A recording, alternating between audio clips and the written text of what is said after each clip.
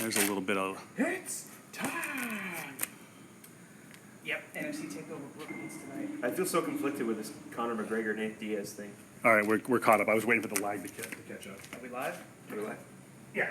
Welcome back to Quinta Sorry High about that. School. Sometimes when the iPad gets hot, we blame run into Kevin. little technical difficulties. But if we didn't catch it, I mentioned Tony Williams, big anchor to the Shadow Hills offense. He's going to be a huge loss for this team. And like I was going to say before we went off, you can sit here and we can talk about all the losses that there's going to be, but every year, every season, especially in the high school level, when you lose somebody, there's always a replacement waiting in the wings, whether he's better, whether he's worse. I mean, look at Tony Williams. Who did he replace? James Dolan. Exactly. What did he do?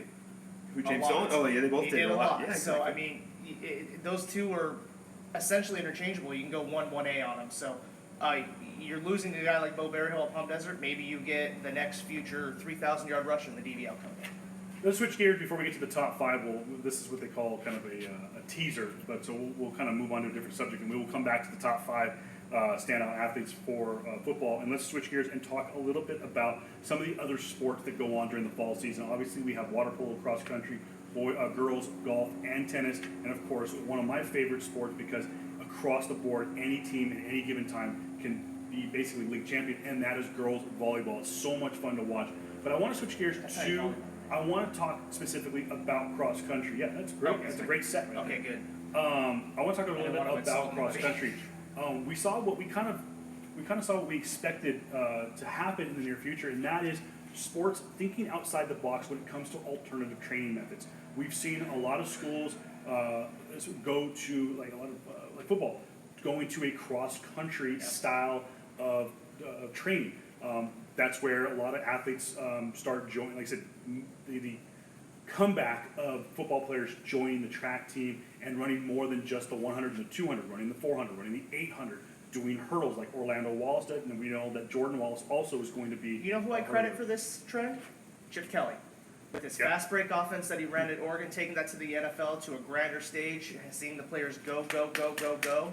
I think that's trickled down to the high school levels. But at the same time, one of the things that we've learned over the last couple of years is that one of the things that you need a lot of training from, and I've talked to a lot of personal trainers, Daryl Lewis being one of them at Xavier Prep, who's done a phenomenal job with his athletic training program at Xavier Prep, is resistant training. And you don't get any better resistant training out of the body than doing underwater, doing aquatic workout. That's what you've seen at gyms. I've added more pools and more aquatic centers to big gym companies so that they can train underwater, so to speak. You see the success of guys like Michael Phelps in the Olympics, guys the greatest Olympian of all time, not just in the modern era, but in the ancient era, because, well, he swims. That's what he does. I mean, his body, he does a lot of ground workout to prepare for the pool, but he basically does live underwater.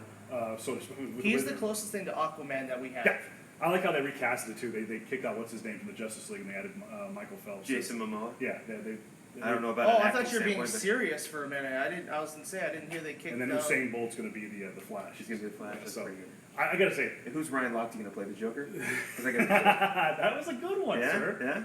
That's a good one to close out on. All right, that was Prep Sportsnet. No, because everybody likes the Joker. Not after this movie. Not after Ryan Lochte plays him. But his name's Ryan Locke, not Lochte. It's Lochte. But one of the things that It is. Isn't it Lochte? Ryan I Lochte? think it was Lochte. It's just Locke.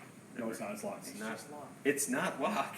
He doesn't have an E on his name. Yes, he does. It's the last letter of the name. You don't. It's a silent E. Anyways, I know I feel the same way sometimes. He does it on purpose. That's the thing. I know. We spoke a couple of years ago with Alicia Chatney, the aquatics director at She Shadow has an E at the Hills. last of her name? What's that? She has an E at the last. She has a Y. Alicia talked about how a lot of coaches had come to her for training methods, and this year it was blatantly out there that Richie DeTamble, the cross-country and track coach at Shadow Hills, spent an entire practice in the pool training with the water polo team this year. So, it's something that is starting to gain some traction, that ground-based teams are using their aquatics programs, like swimming and water polo, to do alternative training. I think it's a great idea. Water polo is one of the toughest sports to play in high school and to play in general. You're treading water the entire time. Guys are elbowing you and trying to drown you basically the entire time while you're trying to score a goal. And I think it's great. It'll help with stamina for sure. When you're on the field, it'll help with breaking tackles. It'll help with just staying healthy in general. And I love this trend, and I hope it continues. Yeah, my brother played water polo for 4 years at Palm Desert, and he always told me there's two games going on in water polo. There's the game you see above the water, and then there's this no hold barred, anything goes under the water, which is it's like the original UFC. Water polo, especially girls water polo, is the closest thing that high school sports has to the WWE. I had a friend of mine who played water. That's fake. Have you seen a chair shot?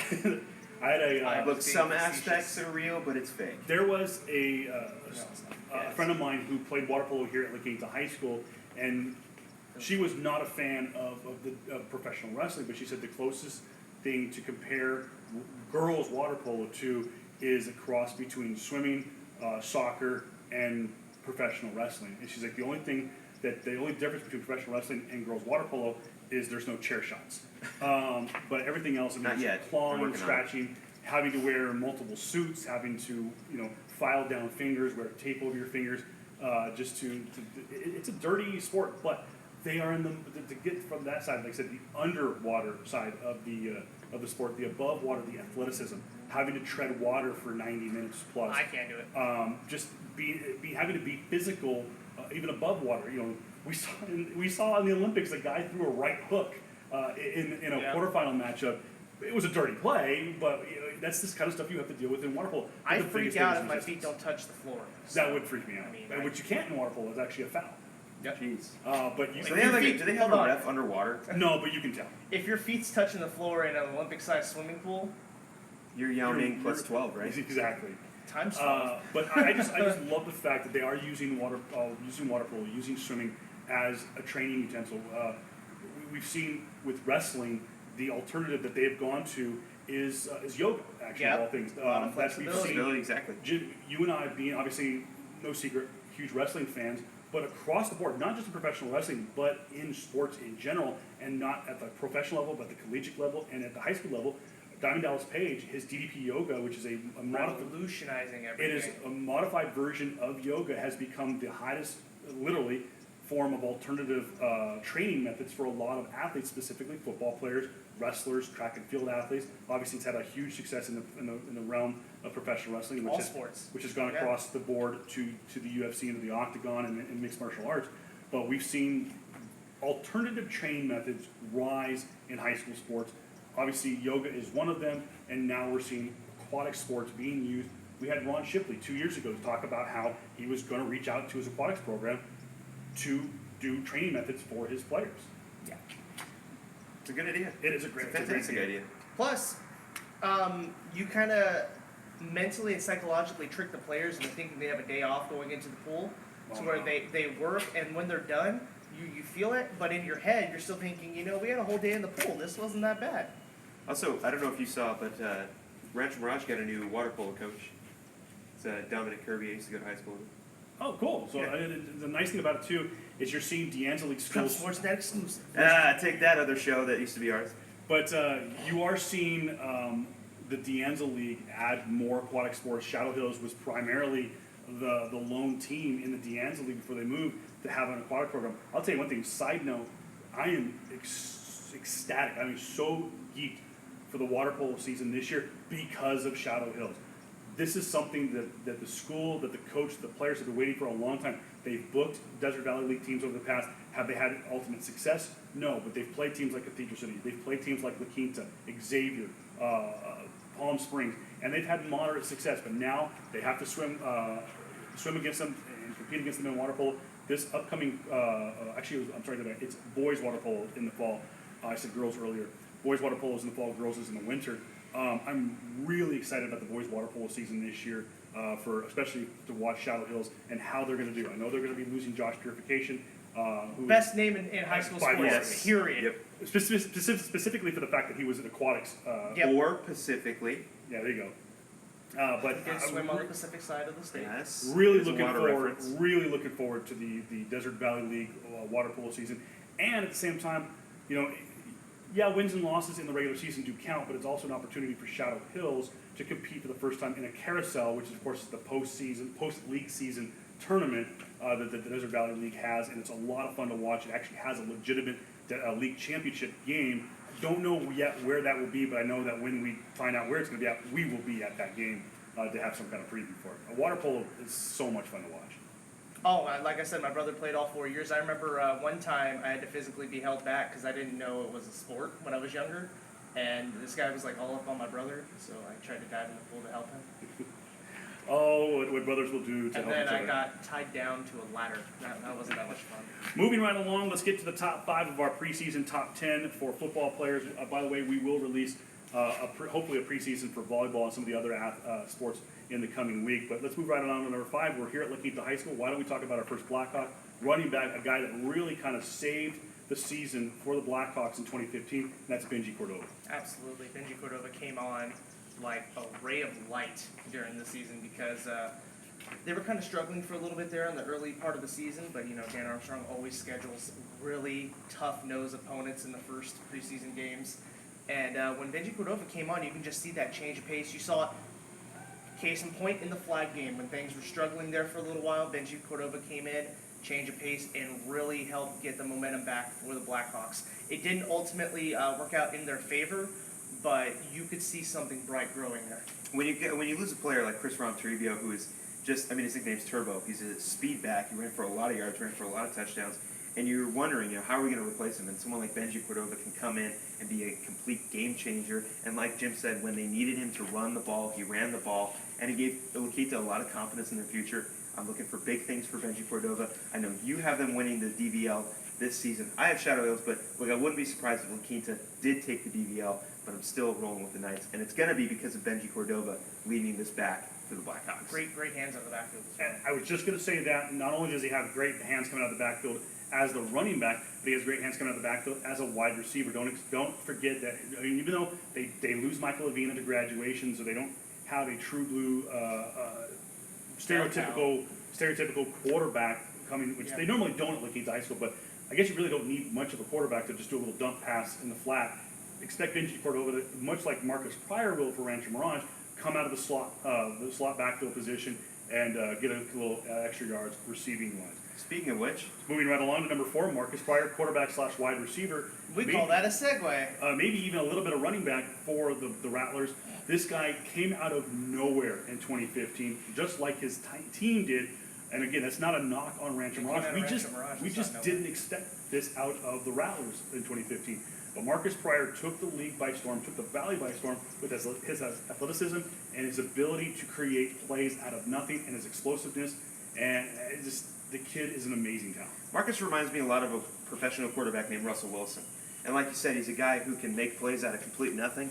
And with a lot of question marks that we had with Rancho Mirage coming into last season, Marcus is going to be, like you said, more of a flex player this season, more of like a wildcat quarterback, a guy who can run and catch and throw. And I think it's going to give Rancho Mirage a little bit of an edge, and it's going to be because of Marcus Pryor.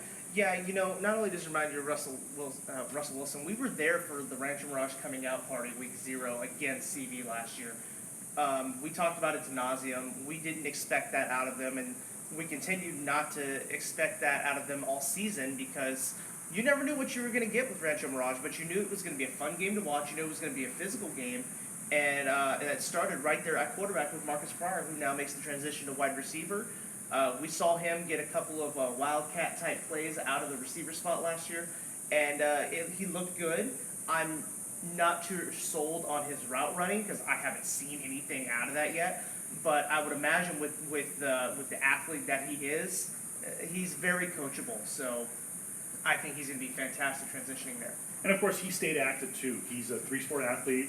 He did play basketball for Rob Hanmer's Rattlers, who lost one game all season. Great basketball player. Yeah, was good. He wasn't in. It's kind of like a 6th man for Rancho Mirage. Really, just his athleticism really showed, and also he's their Slash. It was the Charles Neal show. Let's be honest. Yeah, to be honest. And of course, did run a little track and field for Rancho Mirage, so he stays healthy, he stays active, and he keeps those legs churning. Kind of like like I said, an old school kind of a UCLA kind of running back. Just never keeps the legs moving. He's always got them churning. So I expect some great things out of Marcus Pryor. Whatever he does, like Phil said, a slash kind of player, could be running back, could be wide receiver, could be quarterback. Who knows? He could be a blocking back too. Yep, He could go out there and play absolutely. fullback, maybe play a little offensive line. Who knows? It's a team thing, Jim. We both said. But you're Jim. I know, Phil. I know. Moving to the top three, one of my favorite players, and I know that if we do end up doing the fantasy football draft for high school sports, that this would probably be Jim's number one overall pick, and that is quarterback. Tom Brady. Close. Devontae Booker. The quarterback for the Conquerors of Desert Christian Academy, and that is Wyatt Snellenberg. Look, Wyatt Snellenberg, I mentioned it earlier, he's one of the best quarterbacks in the entire Coachella Valley. To be honest, he should be higher on our list, but 3 is a good spot for him with the other 2 guys ahead of him. I think when it comes to 8-man football, Snellenberger should be a name that comes to 1-1. He's a great quarterback. He's going to step in and continue his success at Desert Christian. And look, there's a reason why he's the best. He's an all-around athlete, an amazing thrower, great runner. I believe he had like one crazy game with like 9 touchdowns or something like that. Yeah, he's had some insane games. Matter of fact, his athleticism showed in a, I know, right? In a game that he had, kind of, and I can allow me to go here. I know you're being a Bronco fan. He had a very John Elway-esque throw against the Denali Indians in 2015, where it actually was a bad snap. And remember, if they play an 80-yard field, the ball went behind him. He was rolling around about maybe the 10, 15-yard line, picked it up, and of course he had Kenny Gagnon downfield, basically closed his eyes. Often in his career. Basically closed his eyes, threw the ball as far as he could, and there's Kenny wide open across the middle. Takes the ball the extra few yards into the end zone. Like I said, about a 70-yard catch and throw, or throw and catch, I should say, or catch and run. Apologize. Just again, Apology accepted. thank you. Fine, I agree. But again, to kind of compare him a little bit, he has kind of what Darius had his sophomore year, and being the old gunslinger, he had that very strong arm that he could throw downhill, a la Brett Favre. But Wyatt, I think, has Brett Favre, a difference. John Elway all rolled into one. The Pretty difference much. between Wyatt and Darius is that Wyatt's a little bit more mobile. Yeah, and and we saw it in the Super Bowl and I think it was the second Super Bowl. We saw that John Elway can be a little mobile. Yeah, that was the first Super Bowl in '98. And trivia question: who was John Elway's first pass completed to? Sterling Sharp? No, it was completed to John Elway. Passes batted down into his hands. John Elway to John Elway. That's a Hall of Fame connection right there. You know what? It's funny because you wouldn't expect that. A lot of people would say Shannon Sharp or Sterling Sharp, I guess. It was Shannon Sharp. I get them mixed Or up. yeah. Wyatt, comes out of a system that traditionally is very run heavy. So I think Practice is breaking behind us. Yeah, exactly. I think that it's no secret that Coach Gilbert has really changed the landscape of Desert Christian Academy when it comes to their X's and O's. He's gone away from the traditional running and now gone to a more pass heavy. We'll see what they have in 2016. Do they have a standout running back? Do they have a standout wide receiver to balance the offense? Who is going to be the guy that replaces Kenny Gagnon? Well, with 8-man, it's a lot of just reloading, getting people in there, and I've got a record saying that's my number 1 pick when if we do the high school fantasy draft again this year. My number 1 pick, Drew Tom Henson. Number 2. Why not Jim Henson? We are in the shadow of the nest here at La Quinta. We're in the shadow of the nest here at La Quinta High School. I Shadows think. that way, 'cause the sun's going that way. Well, Jim and I are in the shadow. Anyways, You're in the sun. the player that we had so much fun watching from beginning to end last year was the wide receiver, the favorite target of Michael Levina, and that is Mr. Justin Anderson.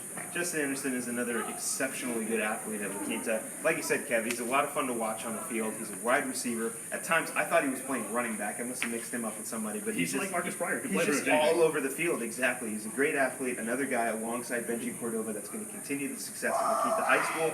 Looking forward to watching him and the La Quinta Blackhawks this season. And it's a very much a possibility that Justin also could play in the defensive backfield for the Blackhawks, play a cornerback or maybe a strong safety or whatnot. So, It's always good to have a guy who's that athletic on both sides of the field. but I think Justin's a pretty much fair pick to be in the top 2 there, Jim. I agree.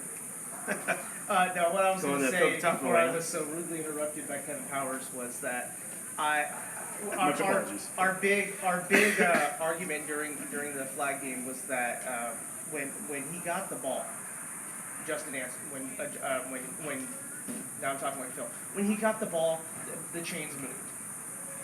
We don't know why he didn't continue getting fed that entire game. Yeah, he is. What Jim's saying is he's a game changer. Absolutely. He's an absolute game changer. He was a spark that they needed at that time, and I don't know why a lot with Cordova. Those two guys were absolutely dominating, and then they went to this weird air raid type offense out of nowhere. And if that's not who you are, don't run that. They essentially Pete Carroll did in the Super Bowl. They, instead of going with the run that was successful, they went with the pass, and it didn't work out.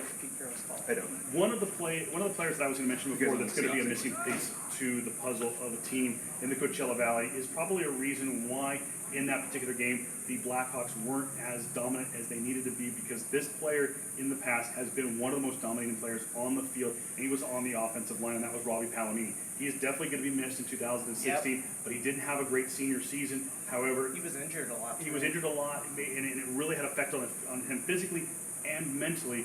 I know Robbie's a good kid and really tried his hardest, but I just think that there was just too many setbacks for him in 2015 to really have him dialed in for that season. But he is definitely going to be a missing piece to this puzzle in 2016. We'll wait and see who is the guy that's going to be the next Robbie Palomini on that offensive line. But that was a player I wanted to bring back, but that's another kind of an aspect of the missing piece from the overall picture for La Quinta in 2015 that's going to be missed in 2016, but at the same time, speaking specifically about the flag game, is Robbie was a huge missing piece of that flag game, because that was really when he just kind of struggled in 2015.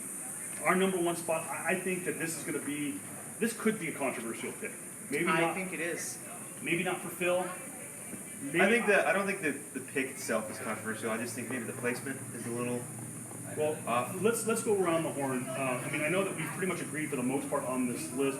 Jim, who would you put at your number one? I'm flip-flop 1 and 3. I have Wyatt Stellenberger as my number one. I just think what he brings to the game and his physical dominance, because you see him, he's built like a quarterback. He's a stereotypical quarterback, and his name's Snellenberger. I mean, that is kind of right next to purification. That's number one in my book in names. And you know, we talked about the dominance he did, and you can sit there and say how 8-man and 11-man is a different game. It is, but the intangibles you still need to have, especially at that position, you could see Wyatt on any team in the Desert Valley League just slinging the ball around. I would also have Wyatt at 1 and this guy at 3, but regardless, he is at our number one spot, and I do agree at some points that he should be number one, but why don't you just go ahead and let it go, and we'll mention why. Make like Elsa and let it go. Number one player on our preseason top 10. This kid had an amazing career in 2 years at Indio High School. He missed 5 games as a junior at Shadow Hills. Still managed to have a decent run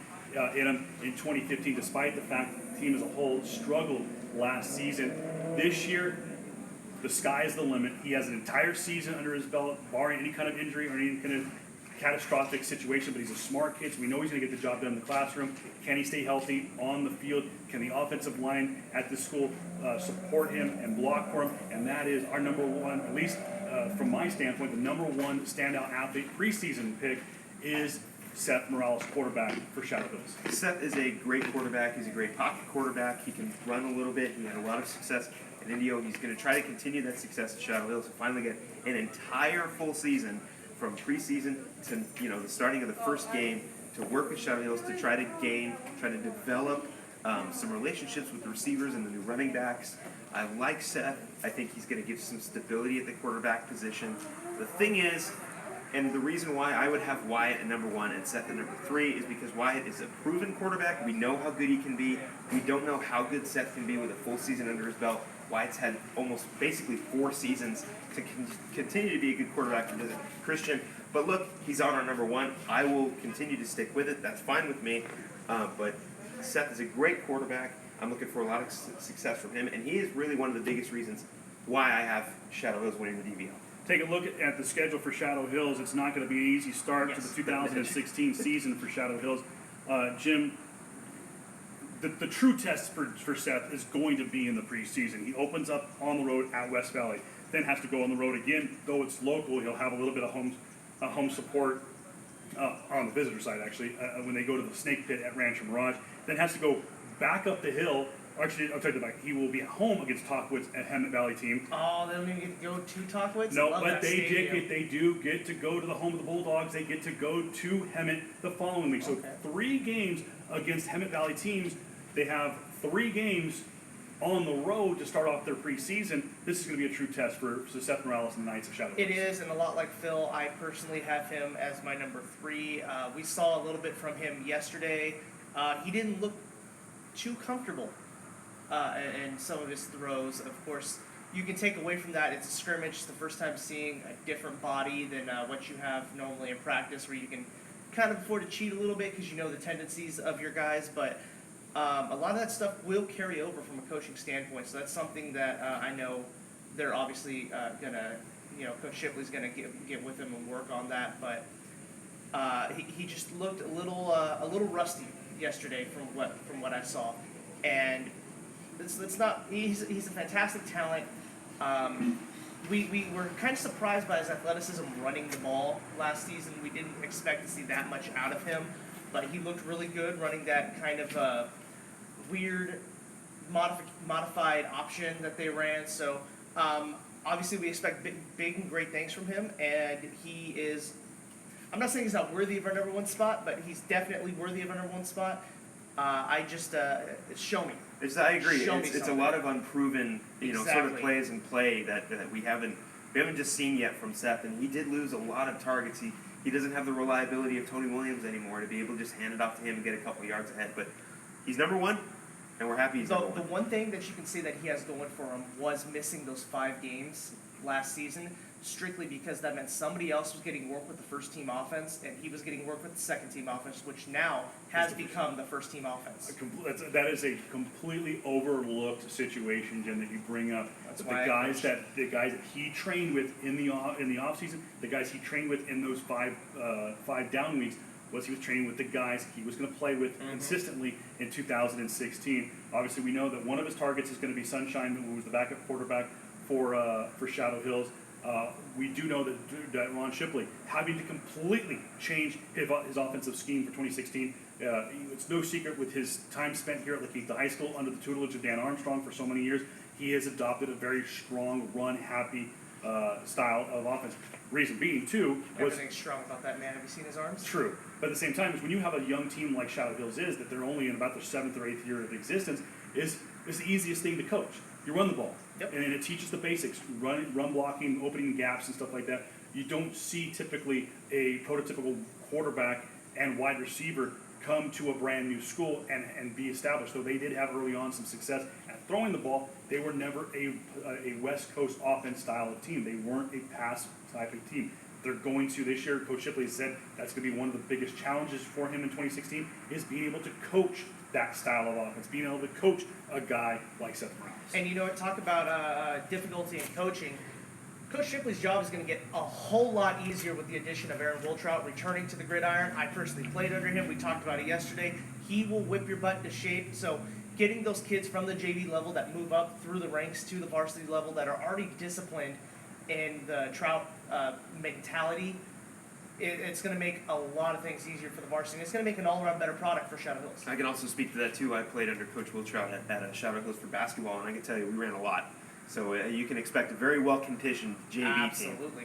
Taking a look at Shadow Hills, they open up Desert Valley League play. Some of the teams that Seth brings some experience to the Knights roster, and that is games against the DVL opponents. They open up against DVL play in Week 4 on September 23rd on the road at Cathedral City, so they'll go to the Black Hole to take on the Lions. They will then play against Palm Desert at home for the 3rd consecutive season. They will play the Mayor's Cup on Week 6. That is going to be on October 7th at Indio. That game, I believe, that game is going to be on the 6th. It'll be on a Thursday night. That'll be a big game for Shadow Hills. And then literally 1 week later on Thursday, the 13th of October, they're right here in the Birdcage against La Quinta High School. That'll probably be one of the really big tests for Seth Morales and the Shadow Hills Knights. Yeah, the nest is going to be rocking that night because Seth Morales is going to have a big uphill battle, and especially very kind of overlooked point. We talked about it a couple weeks ago. This could possibly be the last matchup we get of Coach Shipley versus Coach Armstrong, student versus teacher. We don't know if it's going to be the last one or not. So It'll be the first, possibly the last. yeah. We will be live from Desert Christian Academy. Where on campus, we don't know yet. We're still working out the logistics of that, but we will most likely be at DCA next Somewhere year. in the football. We will start at 6 o'clock with our pregame show, going from about 6 to 6:30. We'll give our predictions, kind of lay the landscape for the upcoming season. Just real quick, if you can't join us next Friday, the week 0 schedule looks like this. Desert Mirage will be at home against Indio, Coachella Valley on the road at Cathedral City. Shadow Hills will be at West Valley. We mentioned before, we will be at Desert Christian Academy. They'll take on Lancaster Baptist. La Quinta will be one of 3 teams to have a bye week. Joining them will be Palm Valley and Desert Chapel. Palm Desert will be at home against Desert Hot Springs. Rancho Mirage will be at home against Beaumont. Palm Springs, big game on the road at Redland. So we'll have our full picks next week right here on Prep Sports Net. And of course, when we do get into these seasons, or into the weeks that have Thursday night games, we will most likely be doing a double show for you on Thursday and Friday night. Yeah. So without further ado, I think should we just have Phil give his final word? I think we should have Phil give several final words Phil, in a melatonin. Yeah. You want to sing for us? No. We want to give us some Not final. gonna happen. We want to give us some final words. Final fact, words here, we'll let you have the about entire what? shot. Just in general? Just in general. I'm by myself. Well, first, I just want to say thank you to Kevin Pillow for giving me my start on radio. It's been had a great time here on Prep Sports Net / at one point Prep Sports Weekly. I've developed into a great mentor and an even better friend. Jim gave me my start at KCOD on the college circuit. Jim was carried over to here, so it's good to work with Jim. Another great guy, a great friend. I can't wait to come back and see how this little show continues to progress. I'll try to keep in touch with the high school circuit as much as I can. Obviously, I'll be in touch with you guys. So it's been a great run, and I can't wait to come back and continue you, $30. But seriously, thank you also to the fans for a lot of support. Thank my family for the support. And Prep Sports Net, the only place to get your high school sports news. Don't go anywhere else. Follow us on Twitter at Prep Sports Net. Follow us on Facebook, facebook.com/PrepSportNet. We're also on Instagram, Prep Sports Net. And if you want to email the show, at officialprepsportsnet@gmail.com. And of course, the Twitter handle is official, or the Twitter handle is PrepSports_net. Someone beat us to that other one. We have to be like Phil with use the underscore. So. And with that, you can follow me at intern_Phil to get updates on me and a little bit more funny acting. All right. Anecdote. And Anecdotes.